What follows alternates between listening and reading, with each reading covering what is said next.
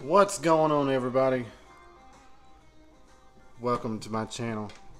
So on this channel I'm going to do album reviews for music that has come out recently. So this is just my take on what I hear, what I like. If there's anything that you would like reviewed, drop it in the comments.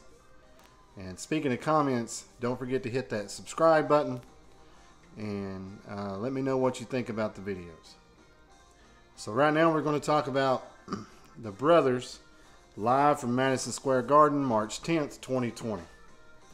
So for some of you that may not know who the Brothers are, that is the members of the Allman Brothers Band, the legendary Allman Brothers Band, that were touring in the band when the band called it quits in 2014. Now a little history on the Allman Brothers. So the Allman Brothers were started in Jacksonville, Florida, 1969ish, by Duane Allman, Dickie Betts, Barry Oakley, Johnny Johnson, also known as Jaimoe, Butch Trucks, and of course Greg Allman. Now they had been in and out of bands and separate bands. Duane had done a lot of studio stuff in Muscle Shoals with Aretha Franklin, Wilson Pickett, King Curtis. So if you haven't heard any of that, I would advise that you dig into some of that early Aretha Franklin stuff that he played on. It's great. One album is A Girl in Love. Check that out. But anyways, the two brothers, Greg and Duane, had been in a band called the Hourglass. They had recorded some stuff out in California. They were also in a band called the Almond Joys, and it just wasn't clicking. So Duane decided to come back south, and Greg had to stay out in California for some contractual obligations, we'll say. Well, while he was in Daytona, he ran into a band called the Second Coming, where he had heard Dickie Betts play, Barry Oakley, Butch Trucks, and then while he was in Muscle Shoals, he had jammed with Johnny Johnson. So it was kind of a natural thing that they all came together. And originally they had Reesewynans had played keys a little bit. If you've never heard that name, he was Stevie Ray Vaughan's not guitar player. He was Stevie Ray Vaughan's keys player in Double Trouble for the Soul to Soul album, In Step, those albums. So when they decided they need a real singer, they brought in Greg. Reese left, and I mentioned Reese for a reason. I'll get back to that. So they started their career. They started pounding the pavement. They released 2 albums with Capricorn Records out of Macon, Georgia, which was their headquarters at that time. And then they recorded an album that is probably one of the greatest live albums ever, called Live at the Fillmore East, in late 70, early 71. But tragically, in October of 71, Duane Allman would be killed in a motorcycle accident at the age of 24. So the band decided to carry on with just the one guitar player, and they added a gentleman named Chuck Leavell on keys. He played mainly grand piano. I mentioned Chuck for a reason, and I'll get to that, just like Reesewynans. So through the 70s and 80s, various musicians, various guitar players came in and out of the band, and then in the 80s they called it quits. The drugs, the road, the attitudes, too much for them. So they decided to call it quits. Well, then somebody had the idea that the Greg Allman Band and the Dickie Betts Band should tour together. So they both did a set of their own solo material. And then at the end of the night, they would come together and play Allman Brothers Jam.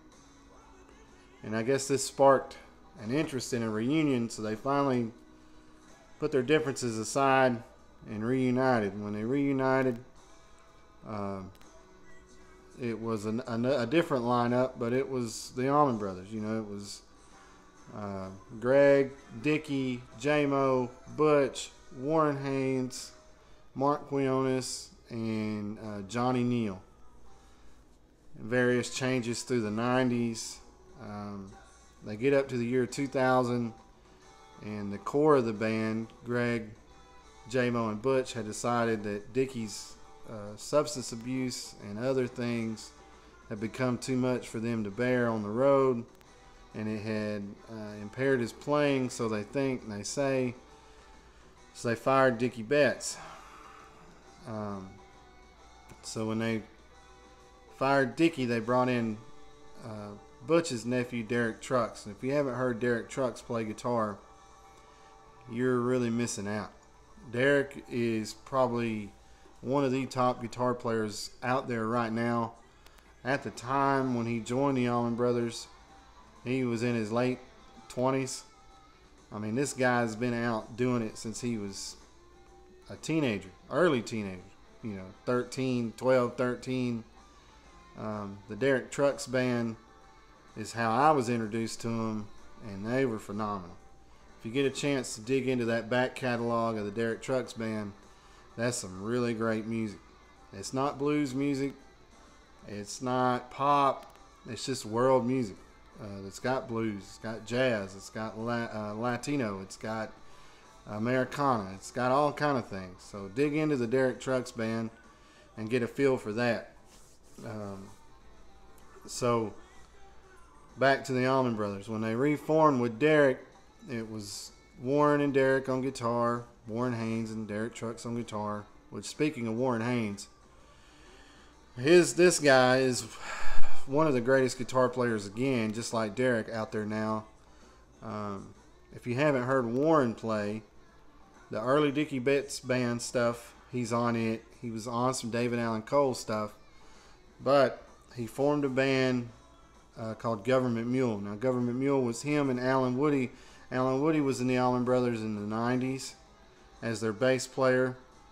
And he used the drummer from the Dickie Betts Band, Matt Apps, and they formed a three-piece band, power trio kind of thing, like Cream and Mountain, called Government Mule. Now, Government Mule, for me, is probably one of my top 5 bands all time. If you haven't dug into Government Mule, you need to do yourself a favor and do that, because that stuff is phenomenal. They've been on the road for like 20 years, and they've got multiple albums. Sadly, 2001, I think it was, Alan Woody passed away in a hotel room. So they've had different bass players, but yeah, check that out. So Warren comes back to the Allmans in the early 2000s. So like I said, it's Warren, Derek, of course, Greg, Butch, Jaimoe. They brought in oteilburbridge to play bass. That he was from the Aquarium Rescue Unit with Bruce Hampton. Some other projects, had to dig into that on a different video. And then Marcquinones on percussion. So there you go. So that lineup toured from the early 2001 or so up until they quit in 2014. They did one studio album together called Hitting the Note, which is a really fine studio album. It's one of the only albums that does not feature Dickie Betts. Some purists of Allman Brothers think that it's, you know, missing something, but for me, that lineup is the Allman Brothers. That's the only lineup that I was fortunate enough to see live in concert, and pound for pound, they could handle any Allman Brothers songs or any material that they wanted to. They could have played anything from the catalog, and they did. So the Allman Brothers called it quits in 2014, mainly due to Greg's health issues. And he also said that he didn't want the band to end up being like a cover tribute kind of thing. kind of like Leonard Skinner. And he mentioned that in an interview, mentioned Leonard Skinner by name. The Leonard Skinner thing's a whole nother topic for a whole nother time, but there's only one original member of Leonard Skinner in Leonard Skinner currently, and his health problems, Gary Rosington's health problems, are widely known. But they did call it quits in 14, and then in 17, word came out one morning that Butch Trucks had took his own life in a suicide, which is horrible. And then, sadly, Greg Allman would lose his battle to liver cancer. So that kind of ended the Allman Brothers thing. For most people, they thought it was over. I mean, you can't have an Allman Brothers without an Allman Brother, right? But the thing about the Allmans is it's more about the brotherhood of the musicians and the family of the guys playing the music. So, Greg's passing, Butch is passing. Let's get to, I guess you would say, the spring of 2019, sort of. And apparently jaimoe reaches out to some of the guys that were in the band and says, hey, the 50th anniversary of the band is coming up. We need to do something. And I guess their dream had always been to headline Madison Square Garden, and they never got that opportunity, so that was the venue that they picked. Like, hey, we're going to play at Madison Square Garden, and we'll get the guys that were in the band when the band ended, and we'll do this. So obviously the questions were, what about Butch? You know, they needed a drummer, and the big missing piece was Greg. So they decided to use Duanetrucks, which is Derek's brother, Butch's nephew, on drums. And Duane can handle his own on drums. Duane currently tours with Widespread Panic. He replaced Todd Nance when Todd fell ill, and he does a phenomenal job in that band. And then for the keys parts, they brought in reesewynans, and that's why I mentioned Reese earlier. It was because they brought him into the fold to play the organ. After the Stevie Ray Vaughan gig, Reese is a studio guy. He's done a lot of work. He's worked with Kenny Wayne Shepherd. Currently, he's in Joe Bonamassa's touring band. I think he does some of Joe's studio stuff too. So Reese can hold his own on the organ. There's no problem with that. And then they also brought in Chuck Leavell, that's why I mentioned him earlier, to play grand piano. Chuck's been in and out of bands. He was in a jazz band called Sea Level with jaimoe. He's done a lot of things. He's a really well-known musician. If you've ever watched the Eric Clapton Unplugged that MTV put out, that's Chuck Leavell playing keys. And one of his main gigs is he's the musical director for the Rolling Stones. So he's a touring pianist for the Rolling Stones, and he arranges their charts and all that, their set lists, things like that. So Chuck's got some chops, obviously, if he's going to kick it with the Stones. So the band is set. So here you go. You got Derek and Warren back in the guitar slot, Chuck on grand piano, Marcquinones on percussion, jaimoe back in the drum chair, Butch back on the other drum chair, and reesewynans on the Hammond B3. So they decided to do this gig, and they set on the date, March 10th. From what I read, the rehearsals, they went through the body of work, decided to focus on some of the early stuff and sprinkle in some of the later material for the set. Now it runs, this album runs almost right at 3 hours, a little over 3 hours. It's broken up on iTunes or Apple Music by discs. So you've got 4 discs with right at 7 songs on each one. So you're looking at like 21 songs, 20 songs, give or take. So they released this album July 23rd of 2021. Runtime on it is 3 hours and 21 minutes. It's time well spent. So let's talk Derek and Warren's gear, because I'm a guitar guy, so we're going to talk gear for a minute. So Derek is really super simple. Derek uses his Alessandro amps. Alessandro builds amps out of, I think, Nashville. Very high-end, very boutique amplifiers. He's been using them for some years now. Once his bands have gotten bigger, like I said, from the Derek Trucks Band, he did the Allman Brothers thing, and then his wife is Susan Tedeschi. Susan is a great blues singer. She has her own career. She has a career. You can dig some of her albums, but they formed a band called the Tedeschitrucksband. And it's similar to the Allmans. They run 2 drummers, bass player, keys. They have a horn section, so it's a big band. So using the 60-watt super reverbs that he's been known to use, I don't think could have carried the load. So these Alessandros are higher wattage, but they're basically supers at a higher wattage, ran through 412 cabinets. Some of that is guitar talk lingo. So if you're not a guitar player, you may not get that, but basically smaller amp to a bigger amp. Guitar-wise, Derek is a Gibson SG guy. He has been an SG guy for as long as I've been seeing him in concert. I have seen him play a Paul Reed Smith from time to time. I've seen him play various Les Pauls on certain occasions, but 90% of the time, if you see Derek Trucks play guitar, it will be with a Gibson SG, a guitar cord, straight into the amp. That's it. I read an interview with him where he thinks that using pedals is a cop-out. That kind of hurt my feelings, because I'm a pedal guy. I like pedals, but Derek, guitar, cable, amp. So there you go. That's Derek's setup from what I can tell from this. Now let's talk Warren.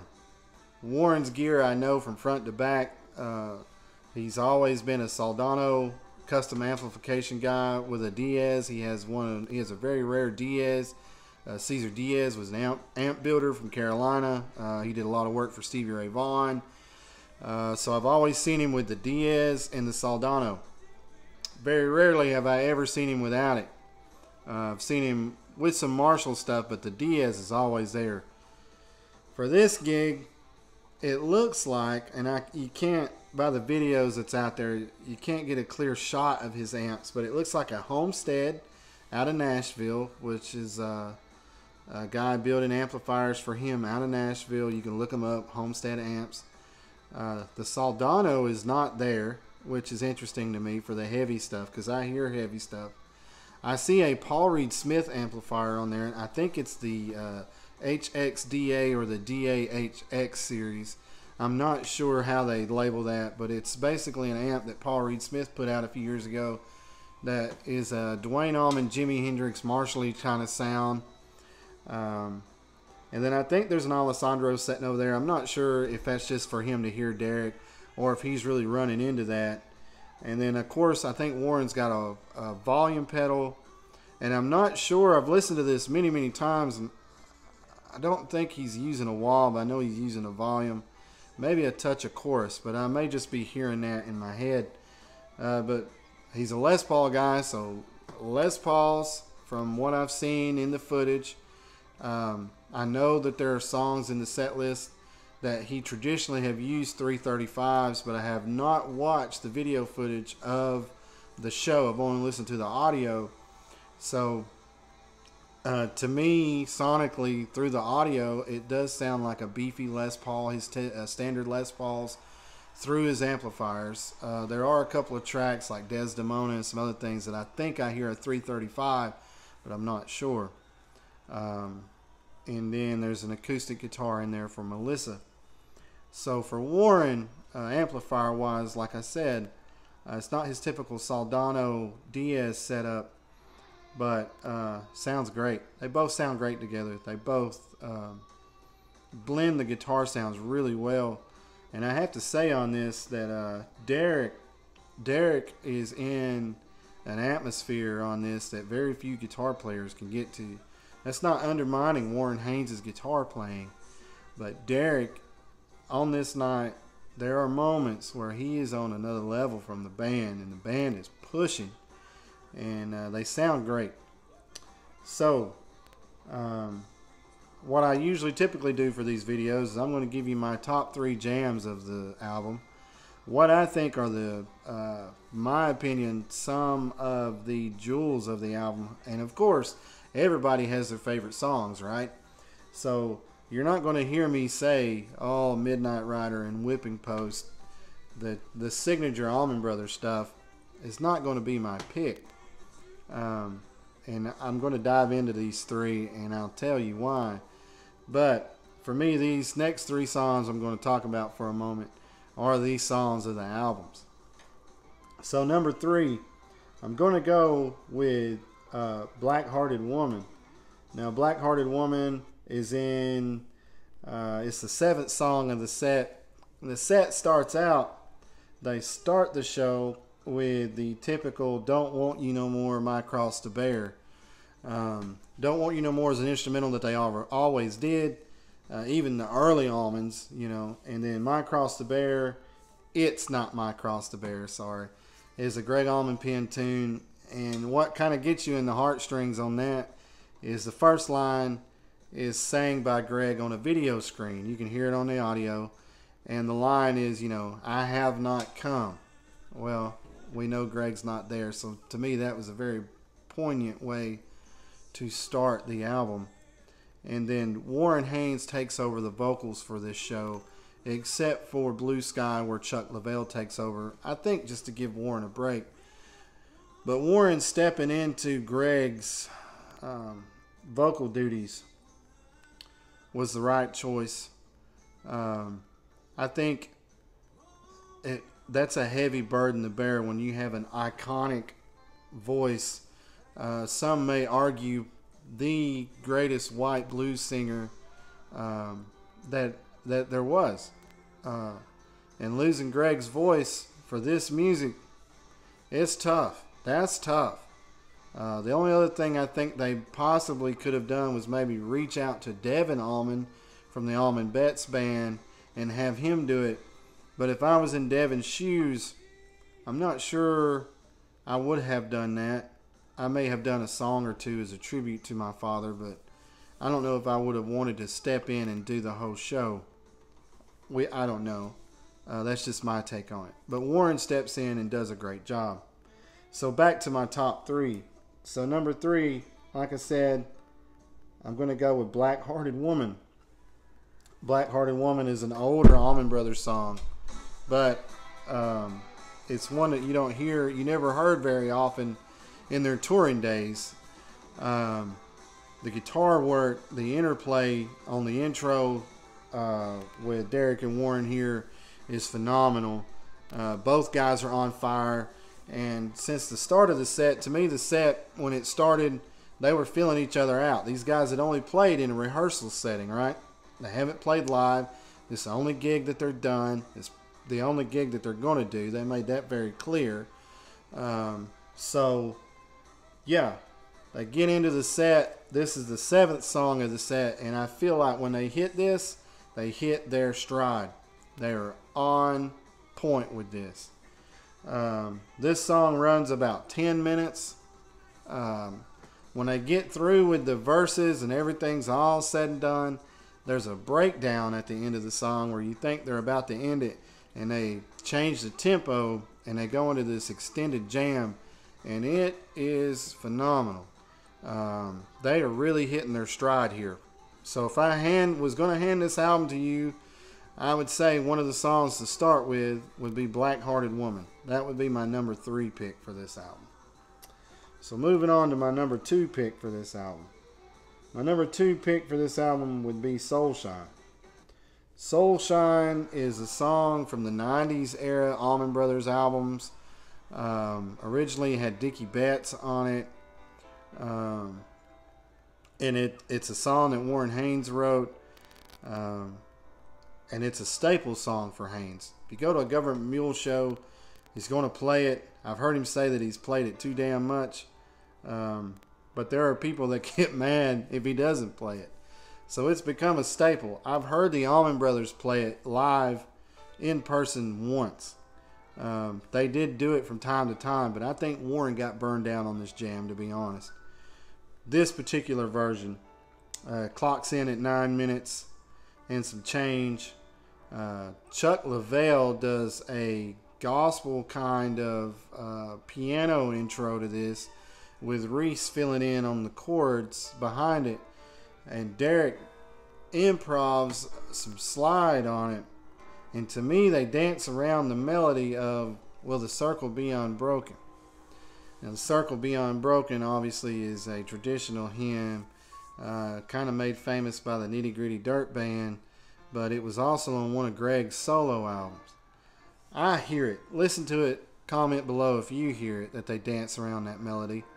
But yeah, so then they go into the main song, and the feel, the groove, the words, they're hitting home in this situation. If you've never heard Soul Shine, please do. It's about just letting your soul shine, right? Sunshine on a cloudy day. When times are hard, you got to let your soul shine, right? So Derek's slide intro into the first verse before the whole band kicks in is right on point. The timing is really great. Warren plays the intro flawlessly like he usually does, and the guitar intertwine in this with the whole band is really, really phenomenal. Warren sings with conviction. It's deep into the set, so yeah, band's warmed up and it sounds really good. So that's my number 2 pick for this album. If I was going to hand it to you and say, hey, here's my top 3, so Black Hearted Woman would be 3rd, Soul Shine would be number 2, and then on to number 1. Now number 1, it's hard to say, but as far as what embodies the brothers, the spirit of the brothers, for this particular outing, in a tribute to what they've done for their 50-year career, I'm not going to say Whipping Post, I'm not going to say Midnight Rider or Blue Sky. Ramblin' Man is not here, you're not going to hear that. So I have to go with Jessica. And the reason that I say Jessica, this clocks in at 13 minutes, and this band at that moment in time, and this snapshot on stage, is on fire. If you're wanting to feel what the Allman Brothers Band, what their whole vibe was about, it's going to be this jam. Now, for people that know the Allmans, there's no lyrics in this. It's just the band, and the band is in the pocket going at it. And people, they're, oh, well, I don't like songs without lyrics. If this song, at this particular moment, does not carry you through whatever you're doing, if it does not make your booty shake a little bit, you need to go to the doctor and get your heart checked out, because this is going to do it. So it's got the regular Jessica hook that starts out with Derek and Warren playing in unison. The band is locked in, and there they go, right? So when when Chuck Leavell takes his piano break, it's got an extended piano break, different than the studio version. Chuck takes us on the ride and is climbing through the atmosphere. And when it gets to the top, the band crescendos and climaxes, and you think it can't go anywhere else. You think it's going to fall apart. And Derek Trucks proves us wrong, and proves why he is one of the top guitar players out there right now. And what really struck me was I've heard him do this solo multiple times, and he tips his hat to Dickie Betts in this solo and to the lineage of where he's standing on stage. And that guitar solo is phenomenal, and he crushes it. And also, Derek, being known as a slide guy, he's playing this solo straight.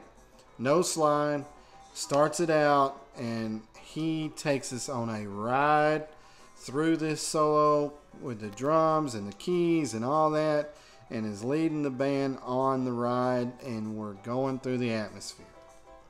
Coming out of that, Warren does not disappoint following up. He keeps the level high, and it is phenomenal. So if I was going to hand this album to you, I would tell you, start at Jessica. Start at Jessica, Soul Shine, Black Hearted Woman, and you're going to feel the Allman Brothers vibe throughout those 3 jams. Now there's some other gems on here. I'm just saying, for me personally, these are my top 3. So, closing up, wrapping up, my overall opinion of this album. Obviously, myself being a big Allman Brothers fan, this isn't the Allman Brothers. And to be honest, we knew that it wasn't going to be the Allman Brothers. This is a tribute to what they did with their 50-year career.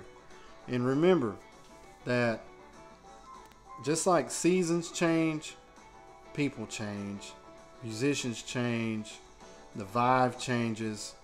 A studio song is just a snapshot of that group in a building that's laying down something for us to appreciate.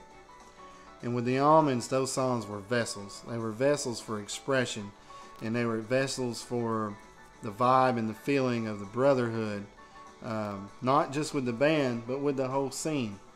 So this is a snapshot of these guys remembering everyone that had moved on before them, be it Dwayne, be it Lamar Williams Jr., be it Alan Woody, be it Greg, be it Butch, anybody like that. And there are going to be people that say, oh, well, why didn't they invite Dickie? I've read that they reached out. I read that they didn't. But that whole Dickie Betts thing is a topic for another video. But Dickie's had some health issues. So they pay tribute to all those guys with this album. So I think this is great. I think that they touch on the whole lineage of the 50 years of the Allman Brothers. And those guys that are not with us, that have moved on, are probably out somewhere in the universe thinking, all right, good job, guys. And really, if you hear this, it's great. So on my rating scale, I'm going to do it by jams. 1 jam being pass, 5 jams being you got to go out and get it. So for this, for me, I'm going to say it's 4 jams. The only reason I say it's 4 jams is there are some moments where they're not as tight as they could be. But again, this is the first time that they played on stage. They had a few rehearsals throughout a couple of months, I think it was. So there you go. If you're going to get into the Allmans, this is a great way to start. But just know that this isn't the Allmans. You got to go back and find what got us to this point. But to say goodbye to the Allman Brothers Band, this is it. This is the way to do it. They did it right. They did it respectfully. And I don't think that it could have been done any better. There are people that's disappointed that they're not going to take this on the road. But to be honest, for me, I wouldn't go see it.